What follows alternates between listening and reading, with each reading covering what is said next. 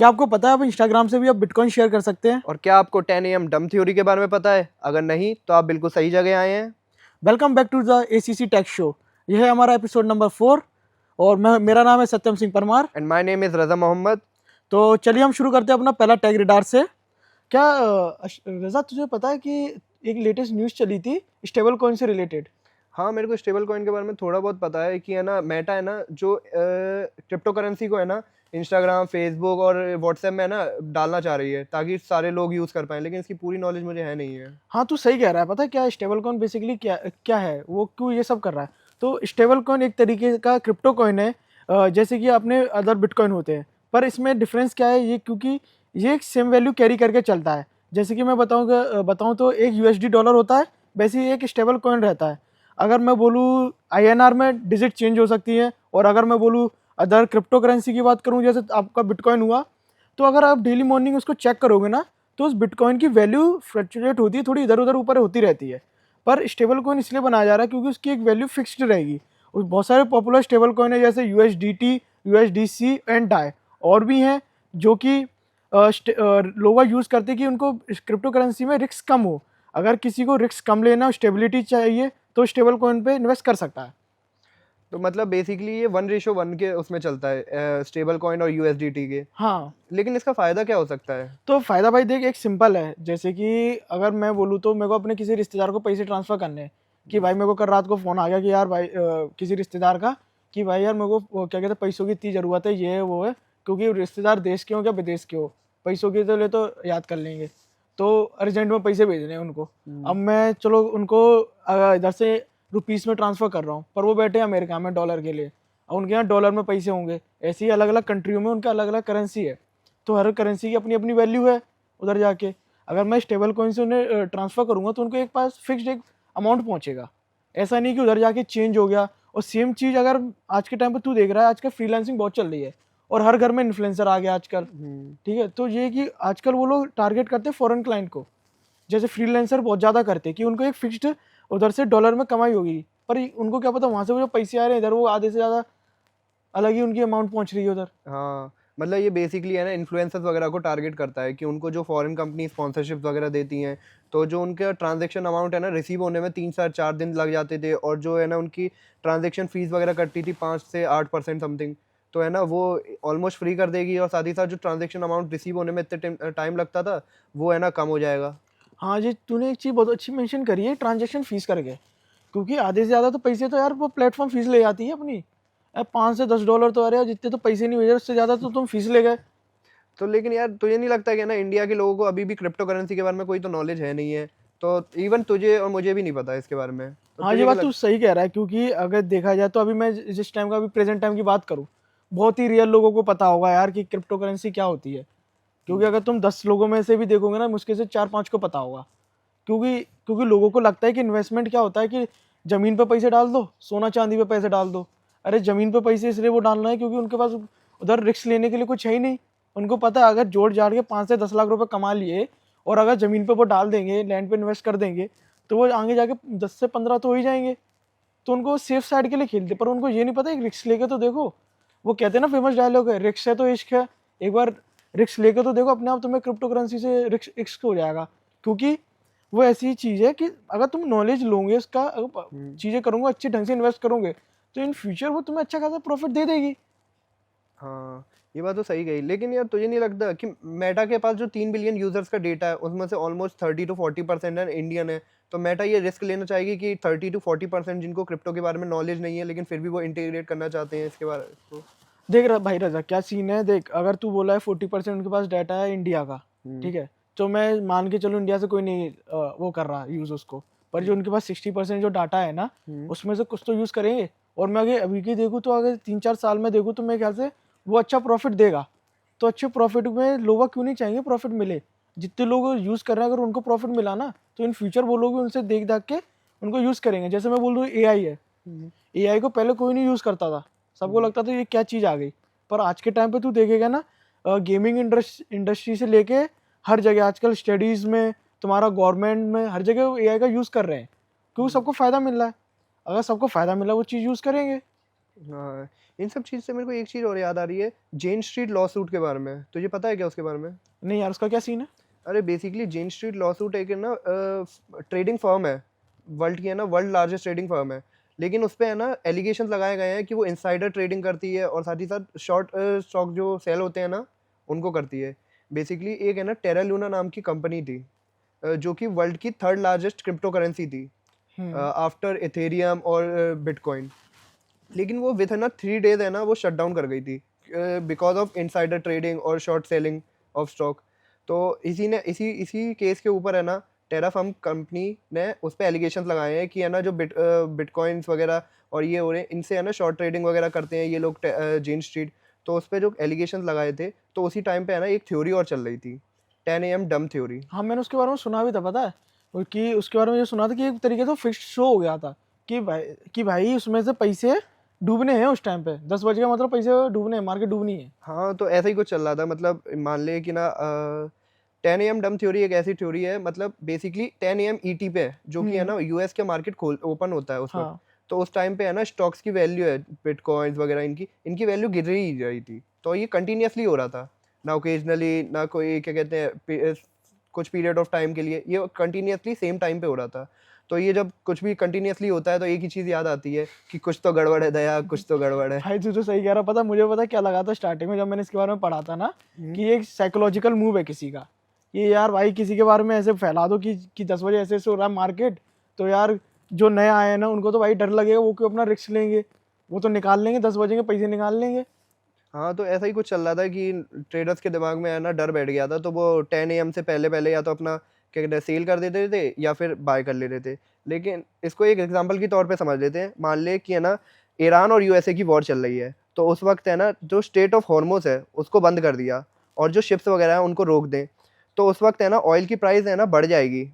तो ये जो इन्वेस्टर्स हैं वो अपना पैसा वैसा निकाल लेंगे वगैरह है। और इसी तरीके से है ना अगर है ना बाई चांस उनको पता चलता है कि है ना स्टेट ऑफ हॉर्मुज़ है ना ओपन कर दिया गया है, सीज फायर हो गया है यूएसए और ईरान के बीच में, तो है ना जो इन्वेस्टर्स हैं वो अपना पैसा वापस डालेंगे, क्योंकि उस वक्त पता चल जाएगा कि ऑयल की प्राइस वापस मेंटेन हो जाएगी। तो उसी तरीके से है ना ये चल रहा है कि है ना जो जेन स्ट्रीट का जो केस चल रहा था, तो उस वक्त है ना लोगों के मन में डर बैठा हुआ था कि है ना 10 AM से पहले पहले या तो अपना बेच लें स्टॉक या फिर खरीद लें, क्योंकि उस वक्त पे है ना प्राइस है ना गिरना उनके दिमाग में बैठा हुआ था।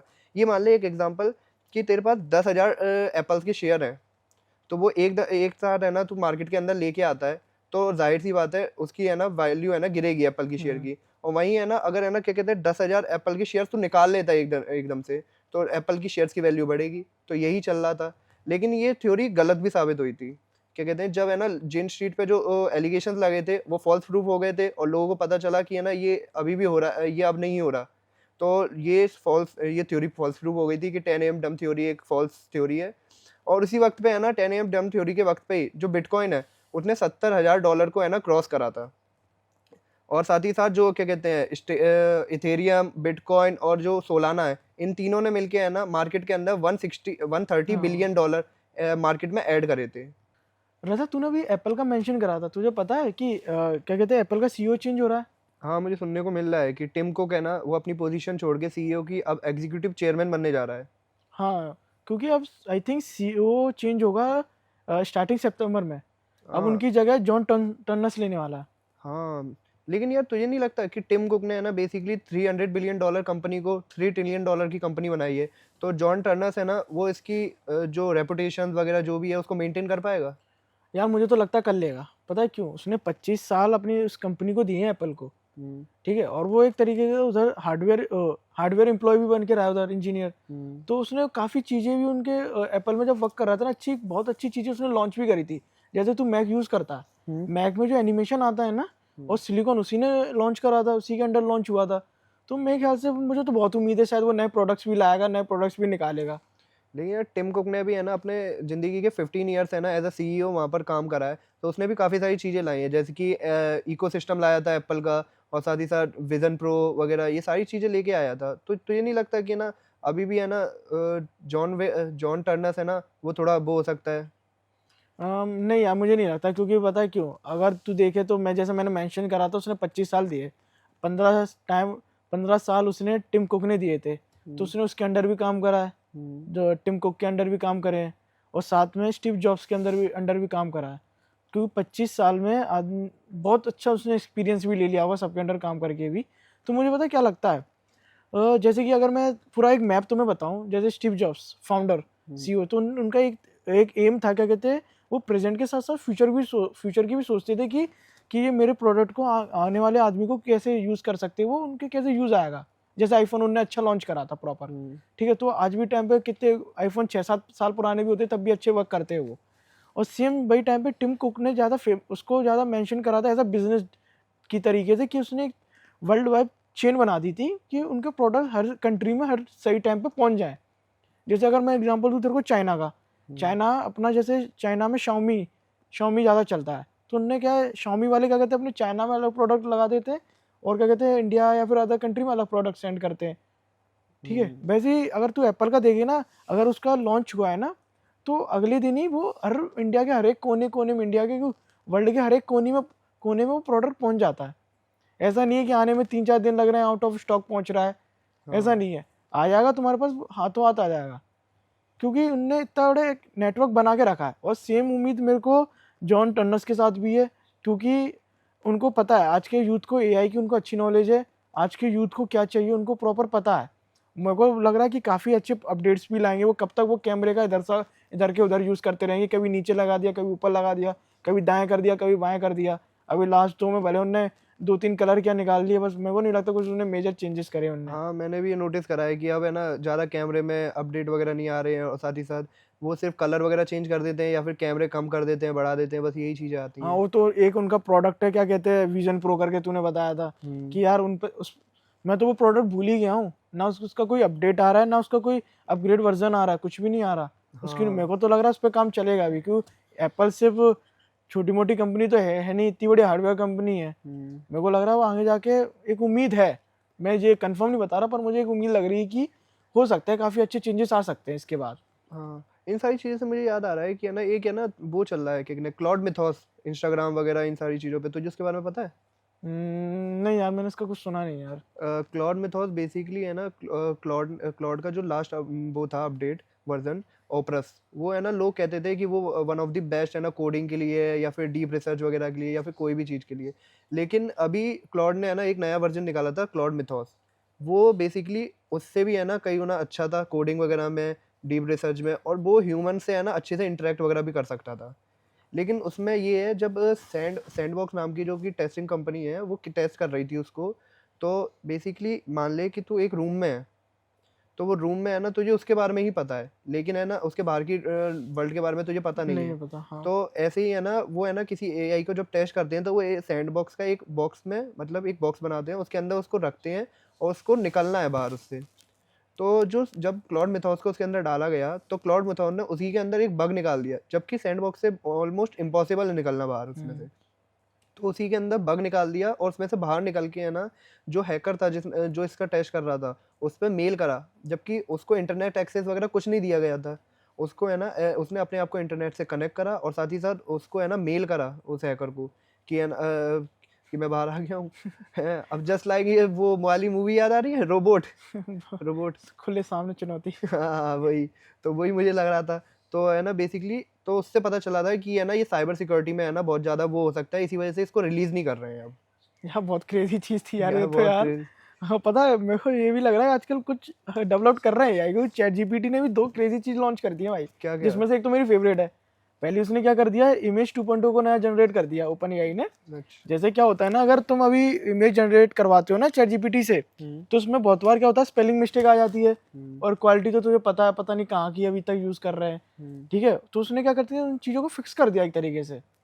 अब जैसे कि अगर मैं बोलूँ तो मुझे पोस्टर बनाना है, अब मेरे को चलो कोई इवेंट हो रहा है मेरे कॉलेज वगैरह में, कहीं भी मेरे को पोस्टर बनाना है कि यार देखो, मेरे को चलो एग्जांपल दे दूं, मुझे एक एडिटिंग कंपटीशन करा रहा हूँ मैं, अब मुझे उसमें पोस्टर बनाना है। तो मैंने प्रॉम्प्ट दिया कि यार मुझे पोस्टर चाहिए, उसमें थोड़े से 4-5 कलर की थीम हो, हल्का सा डार्क उसमें थीम हो थोड़ा सा, उसमें प्राइस लिखा हो, उसमें फैकल्टी मेंबर्स के मैंने नाम दे दिए, उसमें कोऑर्डिनेटर के नंबर दे दिए, उसमें प्राइस कितना रहेगा तुम्हारा, किस डेट रहेगी, क्या कहते हैं, कौन सी जगह पे वो होगा कंपटीशन, पूरा दे दिया।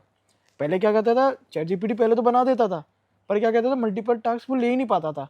कि मैंने जब बोला ना 4-5 कलर के क्या कहते हैं कलर के कोई थीम बना दो, ये बना दो, तो भाई पुरानी फिजी वजी थीम बना देता था या फिर वही थीम को वापस रिपीट कर देता था। अभी मैं जैसे अब जो नया अपडेट आया ना उसमें क्या है ना, मैंने जैसे ये सेम प्रॉम्प्ट उसमें भी दे दिया तो क्या वो 4-5 थीम तो देख लेगा, साथ में देख लेगा और अच्छी खासी थीम भी दे देगा साथ में। जो स्पेलिंग मिस्टेक जो बहुत बार होती है मेजर, क्यों फिर उसको अपन चेंज तो कर सकते नहीं है। हाँ, मैंने भी नोटिस करा है कि है ना चैट जीपीटी से जब मैं भी एक आध बार काम करवाया था पोस्टर वोस्टर के लिए, तो वो या तो कलर पैलेट बहुत बेकार बनाता था या फिर है ना क्या कहते हैं जो पोस्टर होता था उसमें स्पेलिंग मिस्टेक या कोई ना कोई बेसिक मिस्टेक करता ही रहता हाँ था हर वही बार। भाई, वो बहुत कॉमन मिस्टेक होती है, भले बना तो वो अच्छा देता था, हाँ। कभी किसी के नाम बिगाड़ देता है, कभी राजा का राजू कर देता है बहुत चीजें करता है भाई वो। कई बार राजा का राजा कर दिया। वो सही कह रहा था। अब इसमें क्या रहेगा ना, इसमें वो एक तो स्पेलिंग तो तुम्हारी ठीक कर देगा, सबसे इम्पोर्टेंट है क्वालिटी भी देगा वो। एक बार मल्टीपल टास्क भी ले लेगा वो। जैसे मैंने बोला कि बहुत बार वो आइडेंटिफाई नहीं कर पाता कि करना क्या है मुझे, भाई सेम चीज को रिपीट करता रहता है। बहुत सही चीज कर रहा है वो। साथ में सेकंड वाली तो मेरी फेवरेट है, जैसे मैंने बोला था, क्या? क्योंकि उसमें क्या सीन है, वो अपना क्या कहते हैं ऑलवेज ऑन एजेंट लॉन्च कर दिया उसने। मतलब इसमें एजेंट है, क्या कहते हैं, अगर तुम अभी चैट जीपीटी को अपन क्या यूज करते हैं बातचीत करने के लिए, जैसे अपन कर रहे हैं, उसमें क्या रहता है, चैट जीपीटी को बोला हेलो, वो भी हेलो बोलेगा। चैट जीपीटी से अपन ने बातचीत करी, नॉर्मल बातचीत करी, वो बातचीत चलती थी पहले, ऐसे करते थे।